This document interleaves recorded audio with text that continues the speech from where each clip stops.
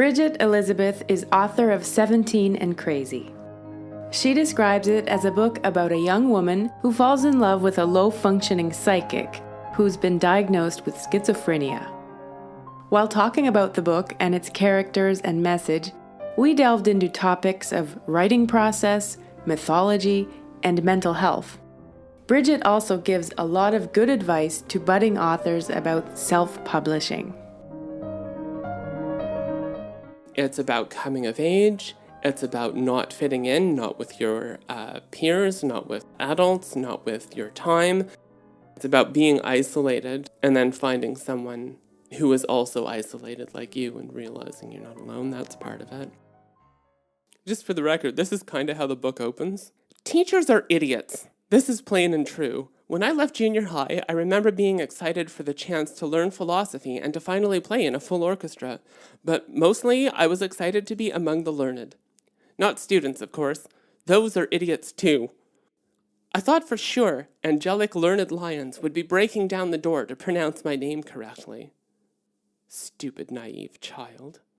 It's not that I hate being called Amy, it's just, well, that's not my name, is it? And again, it's not that I hate being called Amy, it's just, well, that's not really my name, is it? Everyone else gets to hear their name in full at roll call. What do I get? Amy and my Mo. Ammy Moan? Am I Moan? Am I Moni? You would think that with all the meetings teachers have had about me, they might have had one about the way to pronounce my name. It's Lerner, not learner, too. A Mimony Lerner. A Mimony Lerner. Amy Lerner. Which would you prefer? You'd prefer your name.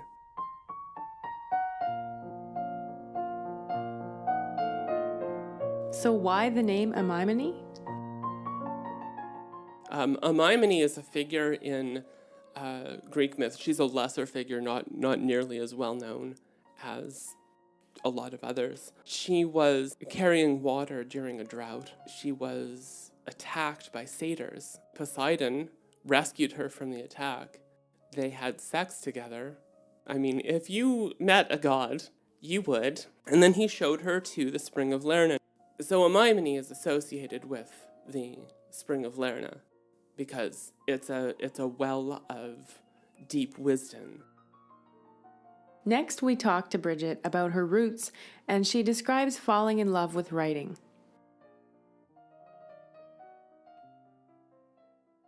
I was born in New Glasgow. I went to middle school and high school at Pictou Academy in McCullough. Then I got a Bachelor of Music at Mount Allison and flew to Vancouver. I kind of picked up a pen one day when I was 13 or so. I just started writing stories. It seemed like a natural thing to do. You know, I sort of did it casually, and then when I was 17, I developed characters, not these characters. But, you know, characters that I could obsess over and wonder, who is this character? What is the reality? What am I feeling that these characters are real and alive about? Why am I obsessed with these characters, and how do they relate to the life that I'm living? 2010, I decided I was going to write stories for online. Started looking through and like, what can I rework? What's already here that I can put up? What can I use to tell a different story? And it turns out that I had been developing a Mimony specifically. And so I started writing one draft. I started writing another draft, I think, about a year afterward. By the time that I picked this up, I knew how I wanted it to end, who the characters were, when it took place in terms of what period of their life it did. I kind of knew just exactly how I wanted to express it. It seemed so natural to write this book, or a book, or any book. It seemed so natural to write books. Very often it has to do with waiting for inspiration, which I know is bad practice according to Octavia Butler. There it is. Very often I'll leave a piece of work for a while and let it gestate and then come back to it. Like that happened with this book too. I'd like to describe my writing practice as deep and involved. I've been known to have conversations with my characters I write everything by hand. There is a very different quality to if I'm writing at a computer. It's a very different voice, and I don't like it. Writing makes me hungry. A lot of people tend to think that like because you're not moving, you're not doing anything, but there's a lot of energy that goes into creating and forming a narrative. I feel like if I complete a novel without crying once while I'm writing, it's not really worth it. Overall, I find the process of writing and what I get out of writing and interacting with my characters and settings, I find that really energizing, really exalting. I also laugh out loud, even just thinking about what I'm gonna do.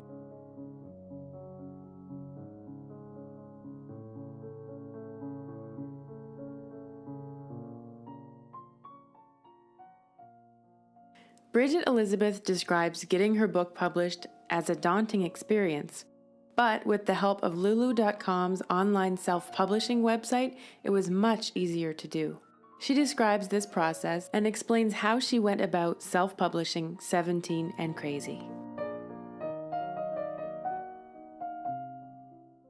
My book is published through Lulu.com, which is a self-publishing organization online. They have a formatting wizard online. You upload your document. Once it's all been formatted, they'll take you to the cover wizard, and they have available cover templates that you can actually use in case you don't have an awesome friend, hi Rihanna, to design a cover for you. Advice if you're going to publish with Lulu.com. And the first one is get your own ISBN, because if you don't and you get one that Lulu provides you with, then Lulu will own that ISBN. And if you ever want to change platforms, you're going to need an ISBN anyway. ISBNs are free in Canada. The other thing is get a copyright. Copywriting in Canada is done out of Gatineau, Quebec.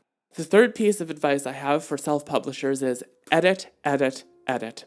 Get bored of your book, get tired of your book, have other people read it and read it and read it and read it. You will be surprised with the number of typos that are in your book.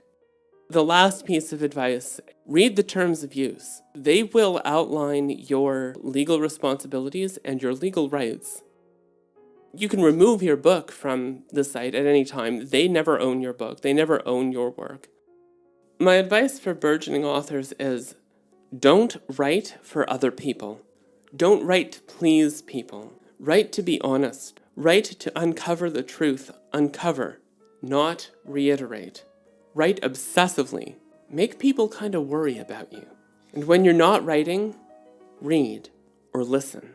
But above all, you have the power. Your voice is worthwhile. Don't not write, and let it change you. How do you get the confidence? Well, finish. Right, finish the book. That's advice from Douglas Copeland. Because once you've got a completed project, no one can take that away from you. And you know that you have done it, you can do it again. No matter how much rewriting one project may need, and every author needs to rewrite. That's all there is to it. Rewriting. All writing is rewriting.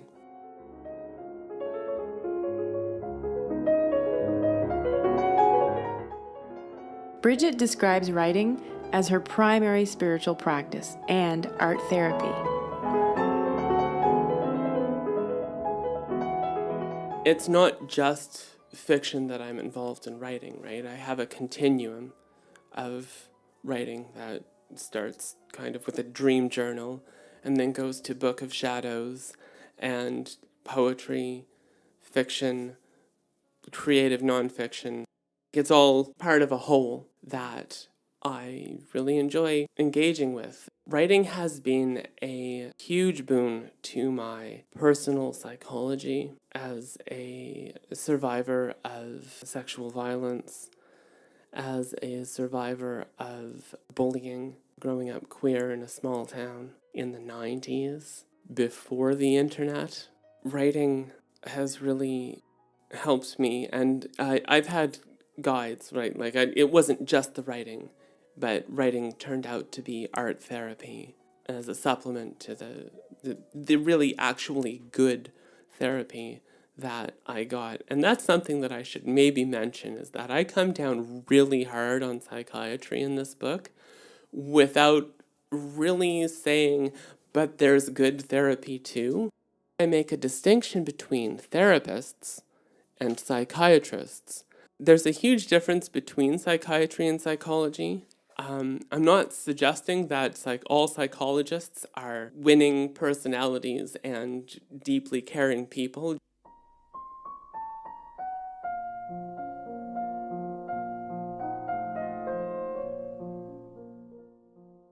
Bridgit recommends books that she says are good reads for people who are not necessarily looking for a specific writing practice, but are looking for an art therapy practice to help uncover truths about self, grieve, and grow.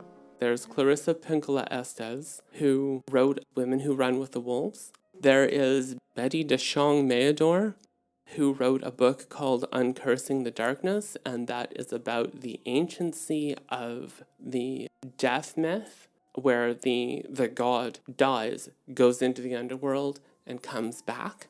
Osiris, Persephone, Jesus, Dionysus, Mithras. A very ancient one. About the same time as Osiris, her name was Inanna, and she was considered the queen of heaven. She was associated with the morning star, Venus. She did the whole thing. She went into the underworld and, beaten bloody, stayed there for 3 days and was reborn out of the underworld.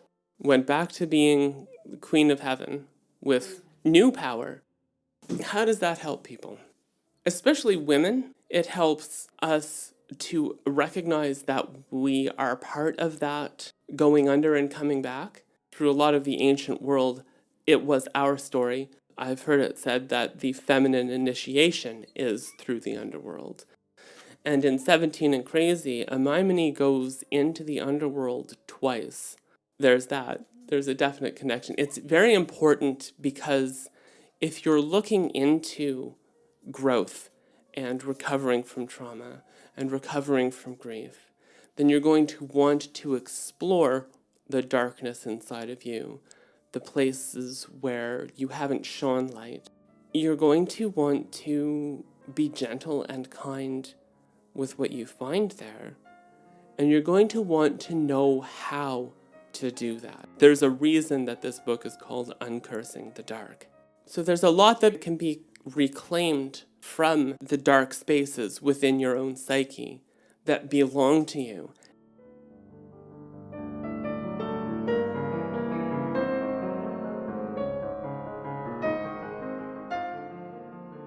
So, what will readers like about this book?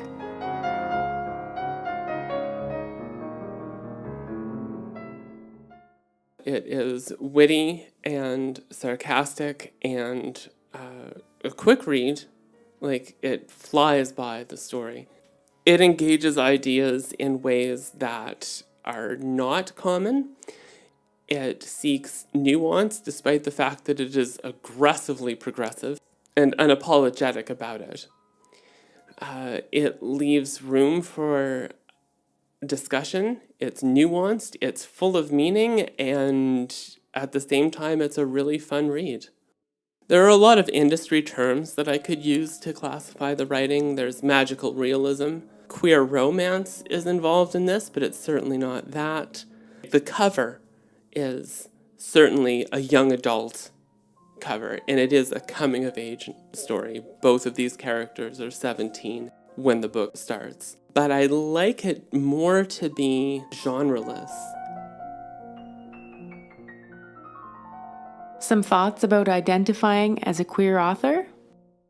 Without really knowing what identifying as a queer author means to the queer author community, then yeah, I'm queer and I'm an author. So they kind of go together naturally. But when you're going into a community, when you're talking about what it is to be a community of queer authors, there are certain values and concepts and ideas that you're expected to fall in line with. And I don't necessarily. But I'm totally 100% queer positive.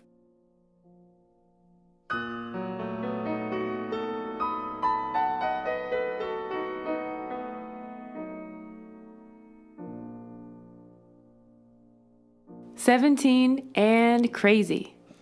What is next for Bridgit Elizabeth, you may ask?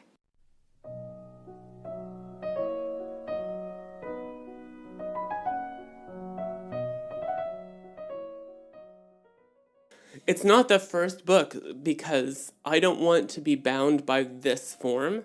I don't want to write necessarily another diary by a Mimony, because I want to kind of get into the head of the other people that she meets at university. Spoiler alert, she's going to university. It spoils nothing. I am trying to build a body of work with connections between each book, but I want to be able to write other stories in quote-unquote other worlds that stand on their own.